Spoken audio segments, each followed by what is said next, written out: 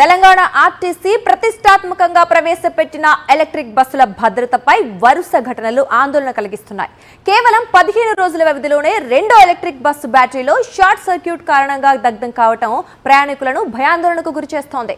పర్యావరణ హిత రవాణాగా తీసుకొచ్చిన ఎలక్ట్రిక్ బస్సులు వరుసగా అగ్ని ప్రమాదాలకు గురవుతూ ఉండడంతో వాటి నిర్వహణ, బ్యాటరీ వ్యవస్థ, భద్రతా ప్రమాణాలపై ప్రశ్నలు తలెత్తుతున్నాయి.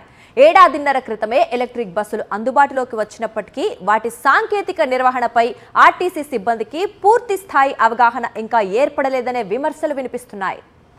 కరీంనగర్లో జరిగిన బస్సు ప్రమాదంపై ఆర్టీసీ అధికారులు ఏమంటున్నారు, భద్రత కోసం ఎలాంటి చర్యలు తీసుకుంటున్నారు, కరీంనగర్ ఆర్టీసీ రీజనల్ మేనేజర్ రాజు చెప్పిన వివరాలను మా ప్రతినిధి రమణ అందిస్తారు.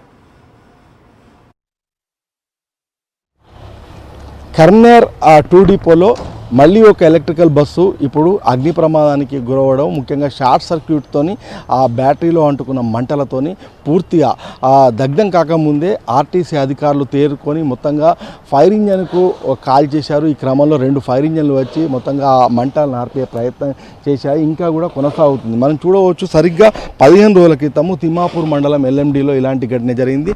ఆ బస్సు పూర్తిగా దగ్ధం అయిపోయింది. అయితే ఆ రోజు డ్రైవర్ చాకచక్యంతో 42 మంది ప్రయాణికులను కాపాడడంతో మొత్తంగా ఆర్టీసీ అధికారులు ఊపిరి పీల్చుకున్నారు. ఈ రోజు కూడా ఇందులో ఎవరు ప్రయాణికులు లేకపోవడంతో ఆర్టీసీ అధికారులు ఊపిరి పీల్చుకున్నారని చెప్పొచ్చు. ఈ నేపథ్యంలో అసలు ప్రాథమికంగా ఏమైనా అంచనా వేశారా, ఈ ప్రమాదాలు ఎలా జరుగుతున్నాయి? ఒకసారి మనతో పాటుగా ఆర్టీసీ ఆర్ఎం రాజు ఉన్నారు, ఒకసారి మాట్లాడడం. ఆర్టీసీకి సంబంధించినంత వరకు ఎలక్ట్రికల్ వెహికల్స్ టెక్నాలజీ మీద మనకు సంపూర్ణ అవగాహన లేదండి. ఎందుకంటే ఎలక్ట్రికల్ టెక్నాలజీ అన్నది కొత్త టెక్నాలజీ, మన భారతదేశంలో కొత్తగా రావడం జరిగింది.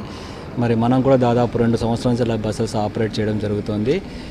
ఈ ఎవరైతే వెహికల్స్ మ్యానుఫ్యాక్చర్ చేశారో వారే మెయింటైన్ చేస్తూ ఆపరేట్ చేస్తున్నారు. కాబట్టి ఆ ఎలక్ట్రికల్ టెక్నాలజీ అంతా మనకు అవగాహన లేదు. మనకు వచ్చేసేమో డీజిల్ వెహికల్స్ మీద సంపూర్ణ అవగాహన ఉంది. సో డీజిల్ వెహికల్స్లో ఎలాంటి ఏం సంఘటన జరిగినా కూడా ఎందుకు జరిగింది, ఎలా జరిగింది, ఏం ప్రివెంటివ్ స్టెప్స్ తీసుకోవచ్చని మనకు అవగాహన ఉంది, అక్కడ తీసుకోవచ్చు. బట్ ఈ ఎలక్ట్రికల్ కాబట్టి న్యూ టెక్నాలజీ ఇది. ఆ టెక్నాలజీ వచ్చేసి నాలెడ్జ్ ట్రాన్స్ఫర్ ఇంకా రాలేదు, మనకు ట్రాన్స్ఫర్ కాలేదు మెయింటెనెన్స్ కోసము. మెయింటెనెన్స్ కూడా ఇప్పుడు సంబంధిత కంపెనీ చూస్తుంది. బట్ మీరు అన్నట్టు ఇప్పుడు 1 వీక్ క్రితం జరిగిన యాక్సిడెంట్ కూడా వాళ్ళ కంపెనీ వాళ్ళు రావడం జరిగింది. వాళ్ళు కూడా బ్యాటరీస్ అంతా అనాలిసిస్ చేసేసి మరి ఇంకా టెక్నికల్ ఎక్స్పర్ట్ టీమ్కు ఒపీనియన్ తీసుకున్న తర్వాత రూట్ కాజ్ ఏదో ఫైండ్ అవుట్ చేస్తా అని చెప్పారు. సో ఈ విషయంలో కూడా ఈరోజు కూడా సుమారు 4 గంటల 5 నిమిషాలకు మరి రాత్రి ఇన్కమింగ్ అయిపోయింది వెహికల్. ఛార్జింగ్ కూడా అయ్యింది అర్ధరాత్రి.